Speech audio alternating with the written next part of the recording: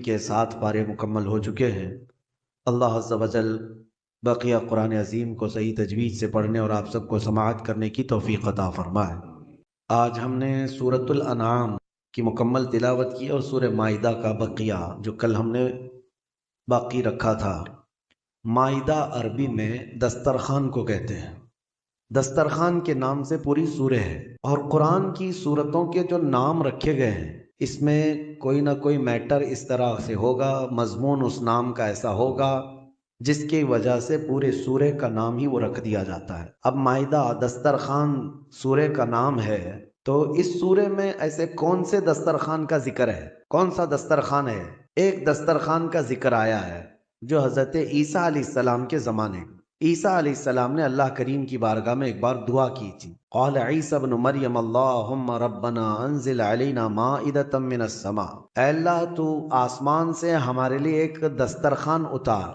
دسترخوان کا مطلب صرف جو ہے کپڑے والا نہیں ہوتا، پلاسٹک والا نہیں ہوتا۔ دسترخوان کا مطلب پورے کھانے کے ساتھ، پوری نعمتوں کے ساتھ۔ کوئی یہ نہ سمجھے کہ خالی بچھانے والا جو سفرہ ہوتا ہے دسترخوان اتنا ہی اتارا گیا تھا، نہیں، کھانے نعمت پورے کھانوں کے ساتھ۔ عیسیٰ علیہ السلام نے یہ دعا کس کے لیے کی تھی؟ اپنی امت کے لیے۔ اپنی امت کے لیے انہوں نے کیا مانگا تھا کہ اللہ آسمان سے ایک دسترخوان اتار۔ اب سنیے توجہ سے۔ اور عیسیٰ علیہ السلام نے یہ عرض کیا کہ جس دن یہ دسترخوان اترے گا وہ ہمارے اگلوں پچھلوں کے لیے عید کا دن ہوگا۔ تکون لنا عیدا لاولنا وآخرنا، ہمارے پہلے والے لوگوں کے لیے اور بعد والے لوگوں کے لیے وہ دن کیا ہوگا؟ عید کا ہوگا۔ قرآن یہ کہتا ہے اگر آسمان سے کھانے کا دسترخوان اتر جائے تو وہ عید کا دن ہو سکتا ہے، اور جس دن پوری کائنات کا آقا اور اللہ کا محبوب آئے وہ دن عید کا کیوں نہیں ہو سکتا؟ دسترخوان کا اترنا عید کا دن ہے، لیکن پورے کائنات کے آقا کا آنا کیا عید کا دن نہیں ہوگا؟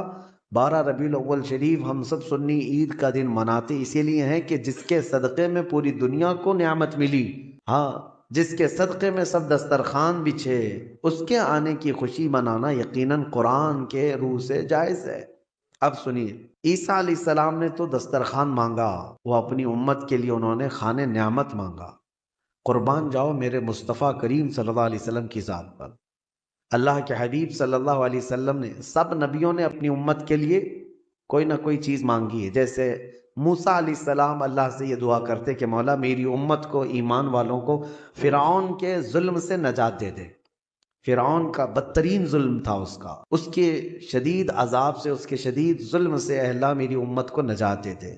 عیسیٰ علیہ السلام نے کھانے نعمت مانگا، دسترخوان مانگا اپنی امت کے لیے، مگر میرے آقا صلی اللہ علیہ وسلم جب رب تعالیٰ کی بارگاہ میں اپنی امت کے لیے کچھ مانگتے تو یوں کہتے کہ مولا قیامت کے دن بخشش ان کی میرے حوالے کر، میری امت کی بخشش، میری امت کی معافی کا پروانہ میرے حوالے کرتے۔ اور رسول کریم صلی اللہ تعالیٰ علیہ وسلم نے اپنی امت کے لیے اتنی بڑی چیز مانگی ہے۔ دیکھیں دسترخوان مل جاتا ہمیں بھی، حضور اگر مانگتے تو کیا ہمارے لیے نہیں ملتا؟ موسیٰ علیہ السلام نے دعا کیا تھا اپنی امت کے لیے، اور جنت سے کھانے اترے تھے، من و سلوہ کھانا اترا تھا، وہ چیزیں وہ کھائے پیے، لیکن کیا آج کسی نے چکھ کر کے دیکھا من و سلوہ کیسا تھا؟ وہ ان کی امت پر اترا تھا، ان کی امت پر اترا تھا اور وہ ختم ہو گیا۔ لیکن جو چیز ہمیشہ کی ہے، زندگی کے بعد آخرت میں جو ہمیشہ رہنے والی چیز ہے، وہ جنت ہے ہمارے لیے، اور نبی پاک صلی اللہ علیہ وسلم نے بخشش اور ہماری مغفرت کے ساتھ ہمارے لیے جنت ہی مانگا ہے۔ اس آیت، اس سورہ میں، سورہ مائدہ میں ایک واقعہ ہے، خاص طور پر انسان اول کا، دنیا میں سب سے پہلے آنے والے انسان کون ہے؟ آدم علیہ السلام۔ ہمارے عقیدے کے مطابق وہ منو نہیں ہے، جیسے آج منو ثابت کیا جا رہا ہے، آدم علیہ السلام ہے۔ تو منو یہ سب چیزیں ہمارے اس میں نہیں آئی، نہ حدیث سے ثابت ہے نہ قرآن سے ثابت ہے۔ سنا ہے آپ نے کہیں آدم علیہ السلام کا نام؟ میرے عزیزو، یہ ایک طرح کی سازش ہے، منوواد کی طرف لوگوں کو دھکیلنا۔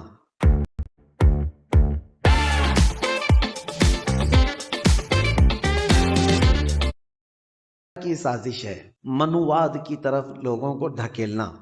ہمارے ہندوستان میں بہت پہلے ایک راج چلا ہے منوواد کا، اس کی ڈیٹیل پھر کبھی میں بتاؤں گا۔ وہ ایسا بدترین دور تھا کہ کم ذات کے لوگوں کو جینے کا حق ہی نہیں تھا۔ وہ اس طرح کہ وہ اگر کسی بڑی اونچی ذات والے کو چھو بھی دیتا تو پھر اس کے ہاتھ کاٹ دیے جاتے۔ مقدس کتابیں اگر کم ذات کا آدمی سن لیتا تو اس کے کان میں گرم تیل ڈال دیا جاتا۔ بہت سخت ترین چیزیں، یہ جو کاسٹزم تھا جو اس منوواد میں تھا، اور ہم اس کے خلاف ہیں۔ بہرحال یہ منو کیا ہے، اس کے سلسلے میں ہم کو کیا بحث کرنی ہے؟ ہمیں ہمارے نبی پاک صلی اللہ علیہ وسلم نے جو انبیاء کے نام بتائے ہم ان کو نبی مانتے ہیں۔ بات صحیح ہے۔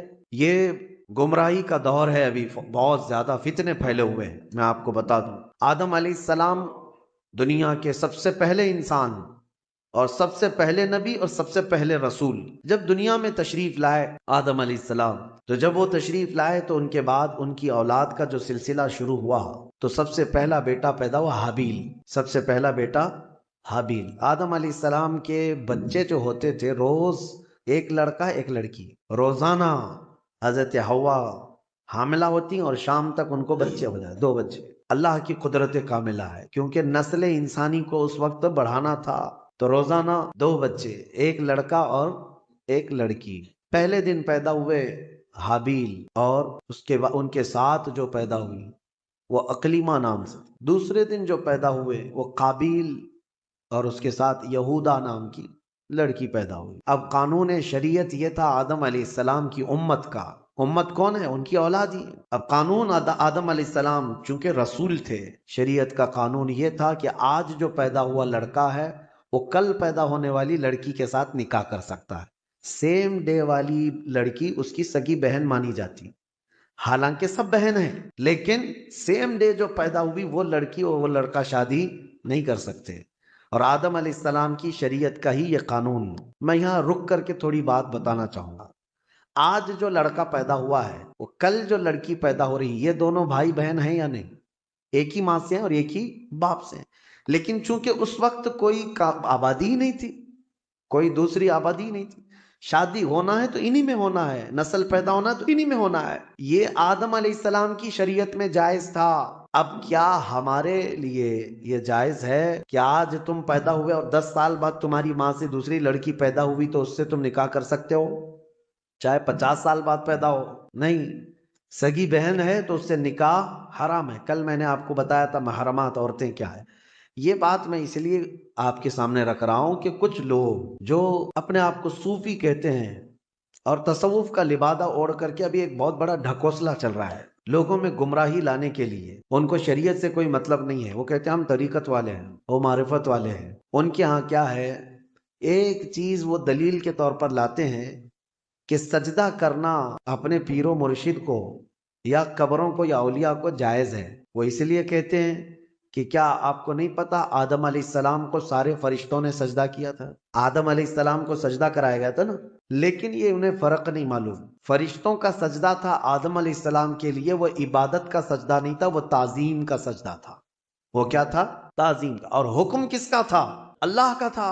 اور پھر ان کے ہاں ایک دلیل ہے، یہ صوفی جو کہتے ہیں، گمراہ لوگوں کے بارے میں کہہ رہا ہوں، جو اوریجنل صوفی ہیں الحمدللہ وہ میرے مصطفیٰ کی شریعت کے پابند ہوتے ہیں۔ اصل صوفی دیکھنا ہو تو غوث اعظم ہے، اصل صوفی سرکار غریب نواز ہے، وہ شریعت پر پورے کامل طور پر پابند تھے۔ اور ایک دلیل وہ یہ دیتے ہیں کہ یوسف علیہ السلام کو ان کے باپ اور ان کے 11 بھائی سارے لوگوں نے سجدہ کیا تھا، وہاں بھی وہ تعظیم کا سجدہ